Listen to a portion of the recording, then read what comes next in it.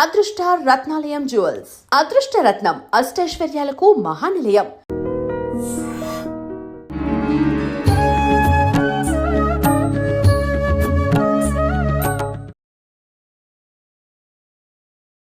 నమస్కారం, welcome to I dream. ధర్మ మార్గం విత్ విజిత కార్యక్రమానికి స్వాగతం. ప్రస్తుతం మనతో పాటు ఉన్నారు శ్రీ విద్యా ఉపాసకురాలు శ్రీ మహావిద్యానందగిరి మాతాజీ గారితో మాట్లాడి ఇప్పుడు మరిన్ని విషయాల గురించి మాట్లాడుకుందాం. మనకున్న సందేహాల గురించి కూడా నివృత్తి చేసుకునే ప్రయత్నం చేద్దాం.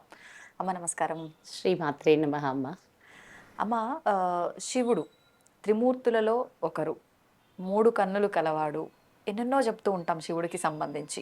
అయితే అసలు ఈ శివతత్వం గురించి, శివుడి స్వరూపం గురించి, శివుడు లింగ రూపంలో ఉంటూ ఉంటాడు అందరి దేవుళ్ళ కన్నా కూడా భిన్నంగా, ఎందుకు అలా? మహాశివరాత్రి రాబోతోంది, ఆయన గురించి కాస్త మనం మాట్లాడుకొని ఆ రోజున ఏం చేయాలో అందరికీ వివరంగా తెలియజేయండి. శ్రీమాత్రే నమః.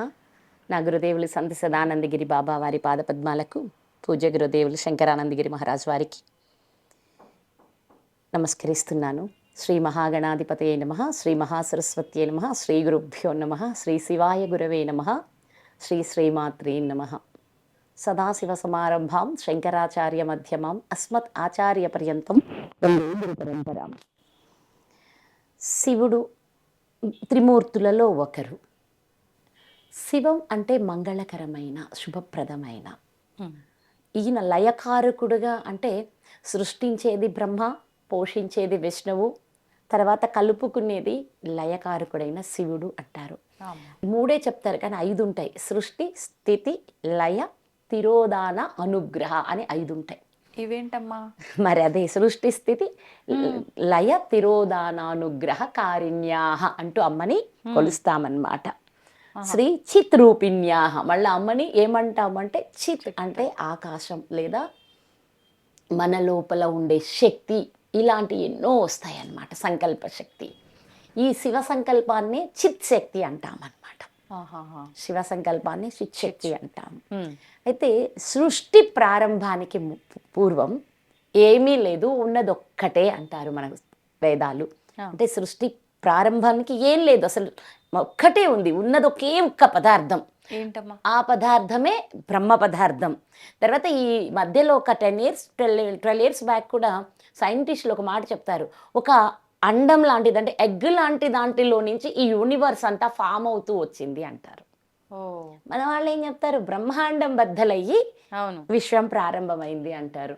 అంటే చివరికి మన ఋషులు ఏది చెప్పినా ఇక్కడికి వచ్చి సైంటిస్టులు దాన్ని ఒప్పుకుంటూనే ఉన్నారు. అవును, వితండవాదాలతో అక్కర్లేదు, జ్ఞాన సంపన్నులైన విజ్ఞానుల సైన్సిస్టులు అందరూ ఒప్పుకుంటారు ప్రతిదాన్ని. అయితే ఒక్కొక్క సైంటిస్ట్ చెప్తాడు, పదార్థాన్ని ఏం చేయలేం, నాశనం చేయలేం అంటారు. ఇంకా ఒక ఆయన చెప్పారు, ఎనర్జీ ఎవరు సృష్టించలేరు, ఎవరు నాశనం చేయలేరు, అది ఒక రూపంలో నుంచి ఒక రూపానికి మారుతుంది, ఒక చోటు నుంచి ఇంకొక చోటుకి వెళ్తుంది అని చెప్తారు.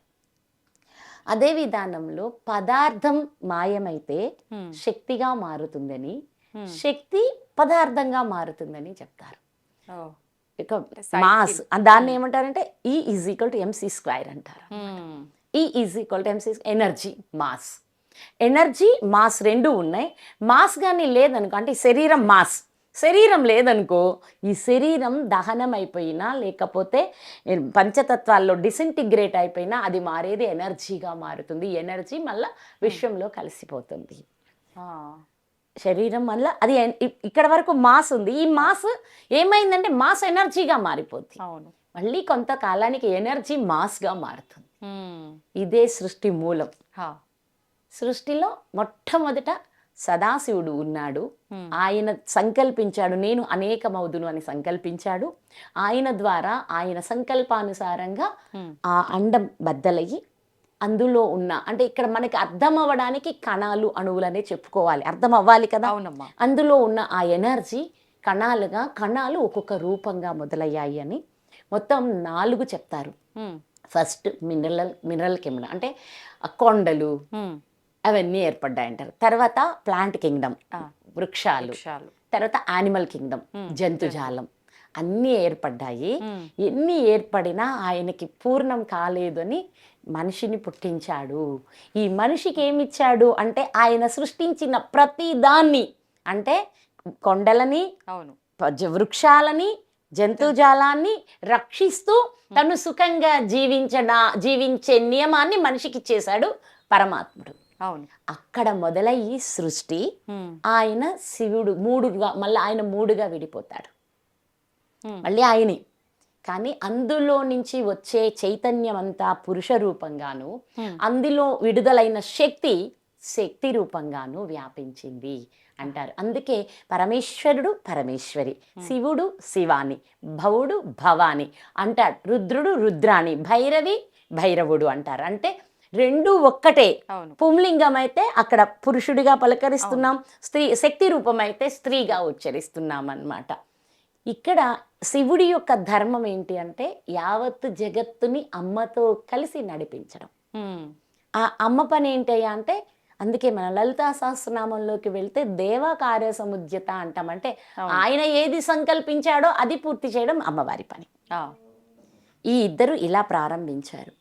అయితే ఆయనేమో పుట్టించడానికి ఒకరిని బ్రహ్మ సృష్టికర్తగా నియమించింది, విష్ణువునేమో పోషించడానికి నియమించింది, రుద్రుణ్ణేమో లయం చేసుకోవడానికి నియమించింది. ఇక్కడ ఈ రుద్రుడు తర్వాత అమ్మ ఏం చేస్తుందంటే తిరోధాన పరుస్తుంది. మళ్ళీ ఈ లయమైన ప్రతిదీ ఆమె తీసుకొని తనలో దాచుకుంటుంది మనందరినీ. మళ్ళీ దానిని తిరోధానం అంటాం.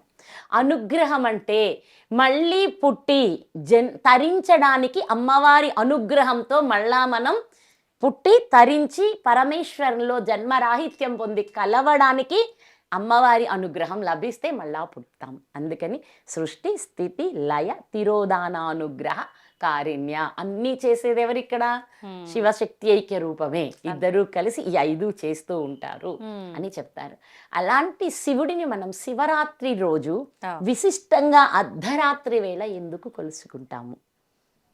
ఆయన లింగారూపం ఎందుకు ధరించారు అంటే మన వాళ్ళు చెప్తారు, ఆయన దుర్వాస మహాముని ఎవరికి పూజ అర్హత ఉందో తెలుసుకొని వస్తానని రావడం, ఒక్కొక్కళ్ళు ఒక్కొక్క పరిస్థితుల్లో ఉండడం, మీరు ఎవరికి అర్హత లేదని చెప్పి ఈయన వచ్చేసేసి నువ్వు లింగరూపధారుడివై ఉండు అని చెప్తారు. కానీ ఇంకొంచెం దూరం తీసుకెళ్ళాను అనుకోండి, మన చుట్టూరు ఒక ఆరా ఉంటుంది. ఆ ఆరా లింగ రూపంలో ఉంటుంది. దీనికి ఆది లేదు, దీనికి అంతము లేదు. ఈ ఒక బాడీ చుట్టూరు ఒక అండాకృతిలో అచ్చం శివలింగం ఎలా ఉంటుందో అలా ప్రతి వ్యక్తి చుట్టూరు ఒక ఆరా ఉంటుంది. ఈ ఆరా ఏర్పడడానికి కారణం శివుడే. మరి మీలో శ్వాస ఎవరు నడుపుతున్నారు? అంతే శివుడే కదా. ఆ శివుడి యొక్క శక్తి కాంతి రూపంలో మన ఆరా చుట్టూరు వ్యాపించి లింగ రూపం ధరిస్తుంది. అందుకు ఆయన్ని లింగాకారంలో పూజించమన్నారు. ఎక్కడ మరి లింగాకారుణ్ణి ఎక్కడ పూజించాలి? ఇప్పుడు ఆత్మలింగంగా లోపల ఉన్న శివుణ్ణి పూజించమని. అది లింగం అన్నమాట. విగ్రహం అంటే అది అర్థం అవ్వాలి కదా. ఇప్పుడు ఒకేసారి ఇక్కడ దాకా ఎవరు రారు కదా, పసిబిడ్డలు ఉన్నారు, వాళ్ళందరూ ఎదగాలి కదా. ఎదగాలి అంటే నాలో ఉన్న ఆ శివుణ్ణి చూసే ముందు అక్కడ శివుడు ఇలా ఉన్నాడు అంటూ అనేక ఆకృతులలో రకరకాల లింగాలు స్వయంభూవులు ఉన్నాయి. ప్రకృతిలో ఎన్నో నదులలో వాటికి అదే ఆ ఆకారంలో తయారయ్యాయి ఉన్నాయి. ఈ రోజు ఎందరో ఉన్నతోన్నతమైన మంచి అంటే ఎనర్జీ ఎక్కువగా ఉండే శిలలను సేకరించి శివలింగాలుగా చెక్కడం జరుగుతూ ఉంది. ఎందుకు అంటే మనం అక్కడ అది చూడగా అది నేను అని అర్థం అవ్వడానికి ఈ పని ఇచ్చారు. అందుకని శివుడు లింగ రూపం ధరించారు. పురాణాలు చెప్పే కథలన్నిటినీ కూడా మనం పరిగణలోకి తీసుకోవాల్సిందే. ఆలే రానోడిని తీసుకొచ్చి నేనేమో చెప్తే వాడికి ఏం అర్థం కాదు కనుక మన వేదాలు మన పురాణాలు ఇవన్నీ మనకి అర్థం అవ్వడానికి ఎన్నో విధాలుగా ప్రయత్నించి ఎన్నో కథల రూపంలో దాచి ప్రతిదానికి ఒక కథ పెట్టారు. ఆ కథల్ని అర్థం చేసుకుని మనం అర్థం చేసుకోలేకపోయినా ఆ దేవదేవుడు అనుగ్రహంతో సదాశివ సమారంభమని ఈ సృష్టికి ఆది గురువు శివుడే. మళ్ళా ఆది గురువు శివుడు కనుక ఆది గురువు ఆయనై అందరిలో మనకి అంటే మనం ఎవరిమైతే ఈ శివుడి అనుగ్రహం కోసం తపిస్తుంటామో మన కోసం ఒక గురు రూపంలో వచ్చి బోధనలు ఇచ్చి ఇలా చేస్తే ఇలా ఉంటే మీకు నా తత్వం తెలుస్తుంది, మీరు నేను ఒక్కటే అనే ఏకత్వాన్ని పొందుతారు. ఏకత్వమే జన్మరాహిత్యము అని చెప్పి ఆయనే గురువై వచ్చి ఆ. ఇన్ని కథలు, ఇన్ని పురాణాలు, ఈ వేదాలలోని సారం అందరికీ తీసుకోవటం అర్థం కాదు కనుక ఉపనిషత్తులుగా మార్చి మనకి మన పూర్వీకులు అందించడం జరిగింది. మరి అయితే శివరాత్రే ఎందుకమ్మా ఈ మాఘమాసంలోని ఆ రోజునే ఎందుకు మనం మహాశివరాత్రి అంటారు. ప్రతి నెలలో మూమెంట్ ఆఫ్ ఎనర్జీని బట్టి మనకి తిథులు వస్తున్నాయి. అవును కదా. ఈరోజు వాటిని నిత్యలు అంటాం. మన లలితా సహస్రనామంలో ఖడ్గమాలకి వెళ్తే మళ్ళీ వాటిని నిత్య దేవతలుగా నిత్యలు అంటాం. ఈ తిథులను ఒక్కొక్క రోజు తిథిని బట్టి ఒక్కొక్క లాంటి ఎనర్జీ మూవ్ అవుతూ ఉంటుంది విశ్వంలోకి. అలా జరుగుతున్నదాన్ని ప్రతి నెలలో మాస శివరాత్రి, మాస చివరి రాత్రిని మాస శివరాత్రి అంటారు. అంటే అమావాస్యకి ముందు రోజు వచ్చే రాత్రి ఆ నెలకు అదే ఇంకా చివరి రాత్రి. అందుకని మాస శివరాత్రి, చివరి రాత్రి మాస శివుని రాత్రిగా మారి తిథుల ప్రకారం అమావాస్య ముందరది ఆఖరి రోజు. ఈ మాస శివరాత్రి సందర్భంగా ప్రతి మాస శివరాత్రికి శివ ఆరాధన చెయ్యమని చెప్తారు. అదే మాస శివరాత్రి రోజున చండీ హోమం కూడా విశిష్టమని చెప్తారు మనకి.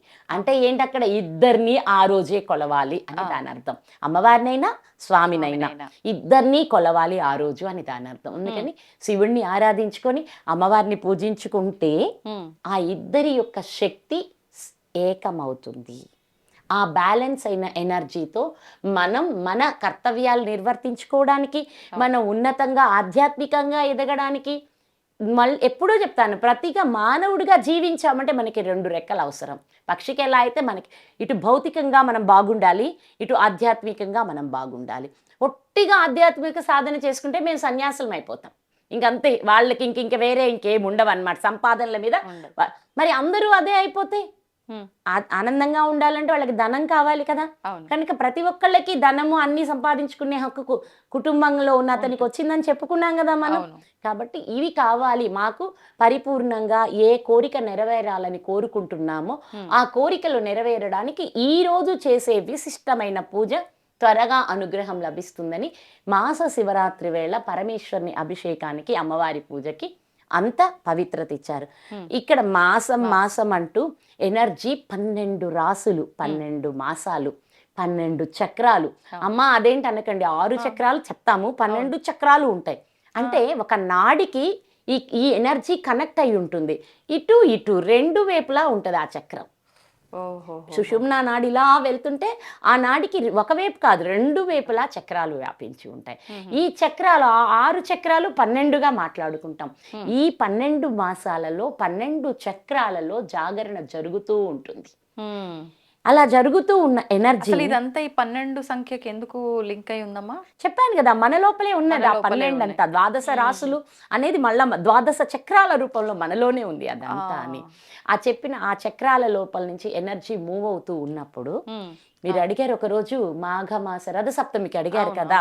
రథసప్తమికి అడిగినప్పుడు కూడా చెప్పాం, ఖగోళ శాస్త్రంలో జరిగే ప్రతి పని వెనక శక్తే ఉంది. ఈ చైతన్య శక్తి ద్వారానే ఇదంతా జరుగుతుంది. దేవి అధర్వణ శీర్షం అని ఉంటుంది అధర్వణ వేదంలో. ఆ అధర్వ శీర్షంలో చెప్తుంది అమ్మవారు, నక్షత్రాలు, ఆకాశం, మేఘాలు, అశ్వనీ దేవతలు, ద్వాదశాదిత్యులు, ఏకాదశ రుద్రులు, ఇలా ప్రతి ఒక్కరు కదలికకి నేనే కారణం, వాళ్ళందరినీ నేనే పోషిస్తున్నాను, నేనే నడిపిస్తున్నాను అని అమ్మని అడుగుతారు, ఎవరమ్మా మీరు అని అమ్మని అడిగితే అమ్మ చెప్తుంది, నేనే వీటన్నిటి కదలికకి కారణమైన శక్తిని. మరి ఏ శక్తి అమ్మ అంటే శివుడితో ఏకమైన చైతన్య శక్తిని అని అమ్మ చెప్తారు అప్పుడు అక్కడ. ఆ విధానంగా అంటే ఈ సృష్టిలో గమనానికి ఎవరు కారణమయ్యారు? అమ్మే కారణమయ్యారు. అంటే శక్తే కారణమైంది. శక్తి లేకపోతే ఆయన కూడా ఏం చెయ్యలేడు. అదే కదా ఆదిశంకరాచార్యులు సౌందర్య లహరిలో మొట్టమొదటి శ్లోకంలోనే చెప్తారు, అమ్మ లేకపోతే ఈయన ఏం చెయ్యలేడు, అమ్మ ద్వారానే ఈయన కదులుతాడు అంటూ చెప్తారనమాట. ఆ అమ్మతోనే ఏకమై ఉంటారు. అమ్మ అంటే ఇక్కడ మన అందరి ఆధ్యాత్మిక జీవితంలో కుండలిని అని చెప్పి మనకి పూర్వీకులు చెప్పారు. అమ్మని ఏమంటారు? కుండలిని శక్తిగా. అమ్మ శక్తి సర్పాకారంలో ఉంటుంది అని కూడా చెప్తారనమాట. ఇప్పుడు ఈ శక్తిని యాక్టివేట్ చేయడం కోసం పూజ. ఇప్పుడు ఈ శివరాత్రి రోజు ఎవరైతే సవ్యంగా పూజని ధ్యానాలని కొనసాగిస్తారో అందరిలోనూ వ్యక్తి ఈ ఈ శక్తి జాగరణ అవుతుంది. అంటే ఒక్క శరీరంలో కుండలిని జాగరణ చేయడం అంటే అది వ్యక్తి కుండలిని. అనేక మందిలో కుండలిని జాగరణ అవడం అంటే అది సమిష్టి జాగరణ. అదే అంత అంటే విశ్వమంతటిలోనూ ఏకకాలంలో అమ్మ జాగరణ జరగడం అంటే దానినే మహాశివరాత్రి విశ్వకుండలిని జాగరణ అంటారు. అంటే ఈరోజు ఎవరమైనా ఉపవాసం చెయ్యాలి. ఉపవాసం అంటే అందరు వచ్చేస్తారు, నాకు షుగర్ అమ్మా, నాకు బీపీ అమ్మా, నేను ఉండకూడదు, నేను టాబ్లెట్లు వేసుకోవాలి అంటూ వస్తారు. తప్పదు మరి, వాటన్నిటికీ నేను అవును చెప్పను, కాదు చెప్పను, తటస్థంగానే ఉంటాను. కానీ నాకొకటి తెలుసు, ఎలాంటి వ్యాధినైనా మన సంకల్పంతోటే మనం ఎదిరించుకొని నిలబడొచ్చు అనేది నా అనుభవం. ఎన్నో చెప్తారు, చెప్పినా సరే నేను దేనికి కదలను. అవునా, ఈ విషయం మీరు చెప్పండి చాలు అంటాను. ఆ చెల్లి మధ్య ఏదేదో చెప్పి మీకు థైరాయిడ్ 78 ఉంది అన్నారు. అవునా, సరే దాన్ని నేను సరి చేస్తాను అని చెప్పాను. మళ్ళీ మీరు కానీ రిపోర్ట్లు నిన్ననే రీసెంట్గా 2 days బ్యాక్ రిపోర్ట్లు వచ్చినాయి. 2 నెలల కిందటేమో 68, 78, నిన్న 0.033నో ఏమో. అంటే ఎక్కడికి వచ్చిందో చూడండి, అక్కడ ఉన్నది ఇక్కడికి వచ్చి. అంటే మన సంకల్పంతో మనలోని ఆ దైవ శక్తితో మనల్ని మనం సరిదిద్దుకోవచ్చు. వస్తాయి కాదని లేదు, కానీ ఉండగలిగితే ఎలాంటి వాళ్ళని కూడా ఆ రోజు అన్ని భయపడ్డామంటే చెయ్యలేం. టాబ్లెట్ వేసుకోలేకపోతే ఏదో అయిపోద్ది అనుకున్నాడో అయిపోతుంది తప్పనిసరిగా. ఆ భయం ఉన్న వాళ్ళు ఎట్టి పరిస్థితుల్లో టాబ్లెట్ వేసుకోకుండా ఉండవద్దు, ఉంటే అసలుకే మోసం. అవును. కాబట్టి మీకు నచ్చినట్టు మీరు ఎలా ఉండగలుగుతారో అలా ఉండండి, అంతేకాని ఇదే చెయ్యమని నేను చెప్పను. కానీ ఈ రోజుల్లో కొత్తగా ఒక విషయం, బాగా ఉపవాసం అంటే కడుపు కాల్చుకోవటం కాదు, భగవంతుడికి దగ్గరగా ఉండడము అంటున్నారు. భగవంతుడికి దగ్గరగా ఉండాలి అంటే కూడా ఖాళీ కడుపుతో ఉండవలసిందే. అందుకే మన వాళ్ళు ఉపవాసం అంటే కాస్త కడుపుని, మనసుని, బుద్ధిని అంతటిని కాస్త ఎంటీ చేసుకోమన్నారు. ఇప్పుడు భగవంతుడు ఖాళీ కడుపుతో ఉండి పూజ చేయమని నీకేమన్నా చెప్పాడా అంటారు అందరూ, అంటారు. అదే చెప్తున్నాను, మరి చెయ్యొద్దని నీకేమన్నా చెప్పాడా? ఇది కూడా చెప్పాలి కదా. ఇప్పుడు వద్దు నాయనా మీరు కడుపు కాల్చుకోకుండా వచ్చి ఎవరికన్నా చెప్పాడా? లేదు. ఈ ఉపవాసం అనేది ఎందుకు అంటే మన లోపల ఎనర్జీ జాగరణ అవ్వడం కోసం మనం కొంచెం ఖాళీ ఉంచుకోవాలి. ఇప్పుడు మొత్తం అంతా తిన్నాము, అరిగించుకోవడం, ఇవి వదిలించుకోవడం, వీటి మీదే సరిపోతే మన మనస్సుకి ఏకాగ్రత ఎక్కడ కుదురుతుంది, మన బుద్ధి వెళ్ళి ఆయన దగ్గర ఎలా నిలుస్తుంది, మన లోపల ఉన్న శక్తి ఎలా జాగరణ అవుతుంది. అందుకే మితాహారం ఎప్పుడు కూడా యోగులకి, సన్యాసులకి హితమని చెప్పడానికి కారణం ఏంటంటే అధికంగా తీసుకున్నారనుకోండి, ఆ అధికంగా తీసుకున్న ఆహారం అరగడం, వీటన్నిటితోటే జీవితం వెళ్ళిపోతుంది. కాబట్టి ఉపవాసం అనేది ఉండమన్నాడా అంటే ఇప్పుడు ఇవన్నీ మీకు తెలీదు, అబ్బో దీని గురించి నేను మాట్లాడాలి అంటే నన్ను బాగా తిట్టేస్తారు అందరూను. అలాగే మళ్ళా ఇదంతా ఈవిడ కొత్త చాదస్తం తెచ్చింది అంటారు. మన సంప్రదాయంలో ఉపవాసం ఉంది, మన సనాతనమైన సంప్రదాయంలో ఉపవాసం ఉంది. కానీ ఉపవాసంతో భగవంతుడికి దగ్గరైతే ఇప్పుడు ఇక్కడ కొత్తగా పుట్టుకొచ్చిన పుట్టకొక్కులన్నింటి ఆటలు సాగవని ఇలాంటి మాటలు పుట్టిస్తారు. మీకు ఇంకా ఏమిటండి, ఇప్పుడు ఒక మనిషి చనిపోయాడు అనుకోండి, ఎందుకు మనం స్నానం చేయాలి చెప్తారా? వ్యక్తి చనిపోతే వెళ్ళాం, అక్కడికి చూసాం, ఆ బాడీకి దగ్గరలో ఉన్నాం, ఎందుకు స్నానం చేయాలి వచ్చి చెప్తారా? అంటే ఏదైనా బ్యాక్టీరియా ఉంటుంది చనిపోయిన వాళ్ళ దగ్గర కదా. ఇంకా ఈ మధ్య చాలా అండి ఇలాంటివన్నీ ఏం చేస్తున్నారంటే, ఏమైనా వ్యాధితో చనిపోయాడా, అలా ఏం లేదు దినా, అయితే స్నానం ఎందుకు అంటే ఇలాంటి వాటి నుంచి కూడా తప్పించడానికి చాలా ప్రయత్నాలు జరుగుతున్నాయి. వీటిని నా బంధువులందరూ అర్థం చేసుకుంటే చాలు, నాకు అదే కావాలి. నేను ఏమి చెయ్యాలనుకుంటున్నానంటే మన ధర్మం గొప్పది, మన దేశం గొప్పది, మనం ఆచరిస్తున్న ఆచరణ ఎంతో గొప్పది. అవును. మీకు కంటికి కనిపించే వ్యాధులు, బ్యాక్టీరియాలు ఒక రకమైతే సృష్టిలో కంటికి కనిపించని సూక్ష్మమైన విషయాలు ఎన్నో ఉన్నాయి. అవునమ్మా. ఆ వ్యక్తి చనిపోగానే ఇక ఆ శరీరంలో వీటికి ఆహారం ఏం లేదు కదా, అక్కడ మొదలు పెడతాయి శరీరాన్ని వదిలేయటం. అవన్నీ మన కంటికి కనిపించవు. అవి చక్రాల్లో నుంచి బయటకు వస్తాయి, శరీరంలో నుంచి బయటకు వస్తాయి. ఓన్లీ శరీరమే కాదు, చక్రాల్లో కూడా కొందరు కూర్చొని ఉంటారు, వాళ్ళు కూడా బయటకు వస్తారు. వచ్చినప్పుడు అక్కడ వచ్చి ఎవరెవరు దొరుకుతారు కాస్త మనోబలహీనతతో అని వాళ్ళ మీదకి వెళ్ళిపోతారు వీళ్ళు. వెళ్ళి వాళ్ళల్లో దూరిపోయి వాళ్ళకి ఇబ్బందులు కలిగిస్తారు. ఇలాంటి అవసరం లేదు కదా. ఒక్క స్నానం ఏమైంది, నష్టమేమొచ్చింది? అంతే కదా. దాన్ని కూడా చెయ్యకుండా చెయ్యాలి అంటూ రకరకాల ప్రచారాలు జరుగుతూ ఉన్నాయి కాబట్టి ఉపవాసం కూడా చెయ్యకండి అంటున్నారు. కాబట్టి ఉపవాసం ఓపికని పట్టి చెయ్యడం చాలా మంచిది. ఇప్పటి వరకు ఒక వ్యక్తికి జాగరణ అవుతుందని చెప్పాను, లేదా సమిష్టిగా ఒక ధ్యానమో ఒక పూజో అందరూ కలిసి చేస్తుంటే సమిష్టి కుండలిని జాగరణ అవుతుందని చెప్పాను. కానీ మహాశివరాత్రి రోజు మాత్రం విశ్వ కుండలిని జాగరణ ప్రకృతిలో తనకే జరిగిపోతుంది. మీరు ఉపవాసం ఉన్నా, వీళ్ళు పూజ చెయ్యకపోయినా, వీళ్ళు అభిషేకాలు చేయకపోయినా తనకి తాను జరిగిపోతుంది. ఇప్పుడు ఈ కుండలిని అనే విషయాన్ని మనకు చెప్పిన వాళ్ళెవరు? మన ఋషులే, వాళ్లే కదా. ఈ రోజు ఈ సమిష్టి కుండలిని దాటి విశ్వ కుండలిని గురించి చెప్పిన వాళ్ళు కూడా మన ఋషులే. వాళ్ళు వాళ్ళ ధ్యాన దృష్టితో ఈ అంతటిని అనుభవపూరితంగా తెలుసుకున్నారు కనుక అక్కడ తనకై తాను ఇక్కడ ఏ ప్రయత్నం లేకుండానే జరుగుతుంది. కాసంత మనం వెళ్ళి శివనామ స్మరణ చేస్తూ, దైవనామ స్మరణ చేస్తూ మనం అక్కడ కూర్చున్నాము అంటే మన ప్రయత్నం ఏమీ లేకుండానే మనలో శక్తి జాగరణ అవుతుంది. అది శివరాత్రి జాగరణ పరమార్థం. ఇప్పుడు ఉపవాసం ఉన్నా లేకున్నా జాగరణ ఖచ్చితంగా చెయ్యాలంటారు కదమ్మా? అంటారు.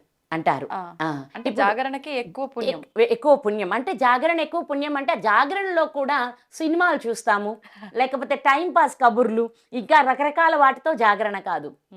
ఆ దైవానికి సన్నిధిలో ఉపవాసం చేస్తూ ఆయనకి దగ్గరలో ఉంటూ హాయిగా కూర్చుని ధ్యానం చేస్తూ, ధ్యానం కాకపోతే నామం చేస్తూ, నామం కాకపోతే భజన చేస్తూ, ఏదో ఒకటి ఆ దానికి సంబంధించిన కార్యక్రమంలో మనం ఇంట్లో కూర్చున్నా, గుడిలో కూర్చున్నా తప్పనిసరిగా మనలో కూడా అయాచితంగా శక్తి జాగరణ జరిగిపోతుంది.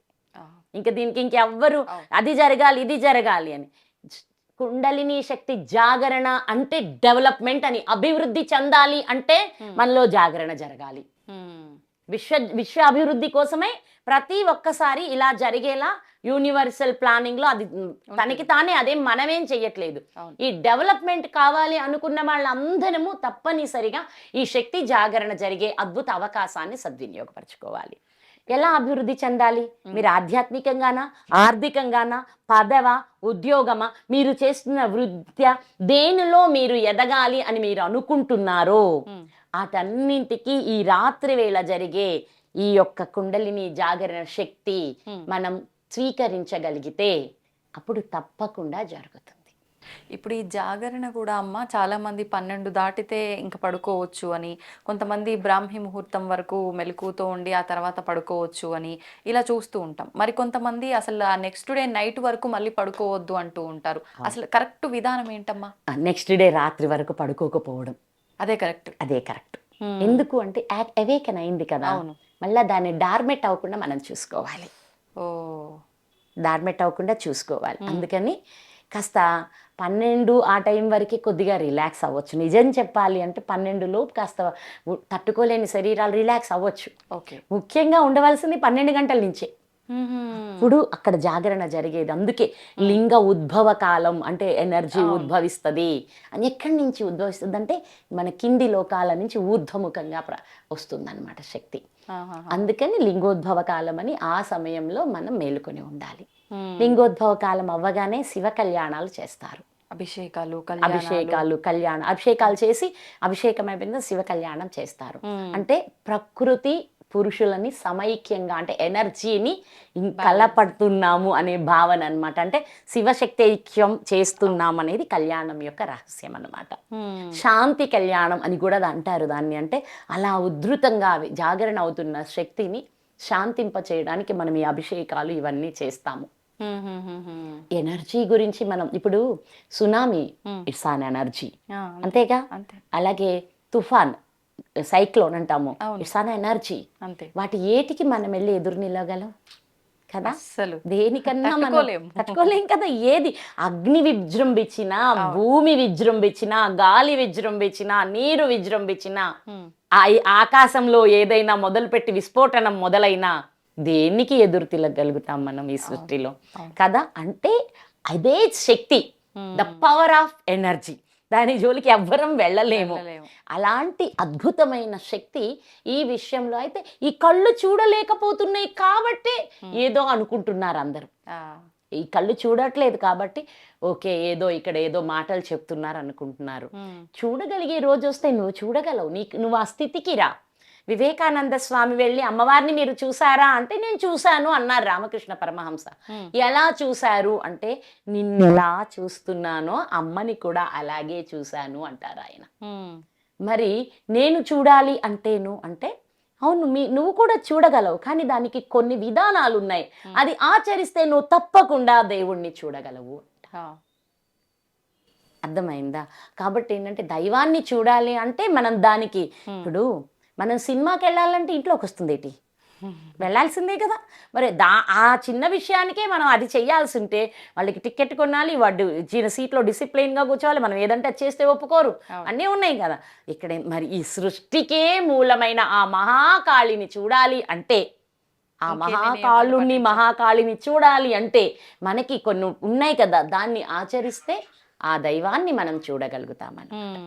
తద్వారా హాయిగా శివరాత్రి రోజు ఉదయాన్నే బ్రాహ్మీ ముహూర్తంలో నిద్రలేచి తలారా స్నానం చేసుకుని శివాలయంలోకి, ఇంటికైతే ఇంట్లో, శివాలయంలో అయితే శివాలయంలో దీపారాధనలు చేసుకుని పూజలు చేసుకుని శివ పరమేశ్వర నేను ఈరోజు శివరాత్రి జాగరణ చేయదలిసాను తండ్రి, నన్ను అనుగ్రహించి నేను ఈ వ్రతాన్ని సవ్యంగా చేసేలా దీవించమని. మన వల్ల కాదు కదా, అందుకని ఆయనకి శరణు చొచ్చితే సరిపోతుంది. ముందు సంకల్పం చేసుకోవాలి. ఆ సంకల్పం అనేది ఎందుకంటే ఈ విఘ్నాలు తొలగించి ఇటేమీ రాకుండా కాపాడగలిగిన వాడు ఆయన ఒక్కడే సృష్టిలో. అందుకని మనం చేస్తున్న పనికి ఆయనకి నా వల్ల ఏమవుతుంది తండ్రి, మీరే నన్ను జరిపించగలరు అని ఆయనకి ఎప్పుడైతే మనం శరణు వేడుతామో ఇక ఆ కార్యక్రమం ఆయనే జరిపిస్తాడు. ఉండగలిగామా ఉండండి, లేదా ఉండలేకపోయామా కామ్గా ఉండండి. ఉపవాసాల్లో కూడా మనకి 4 విధానాలు ఇచ్చారు కదా అమ్మ. ఉపవాసం అంటే ఏమి ఇంకా ఆ రోజు పూర్తిగా నిరాహారంగా ఉంటాం, ఏకభుక్తం, ఒక్కసారి ఉండడం, లేకపోతే నక్తం, ఈ రాత్రి వరకు ఉండి శివాలయానికి వెళ్ళి శివ దర్శనం చేసుకుని వచ్చేసి భోజనం చేయడం, అయాచితం.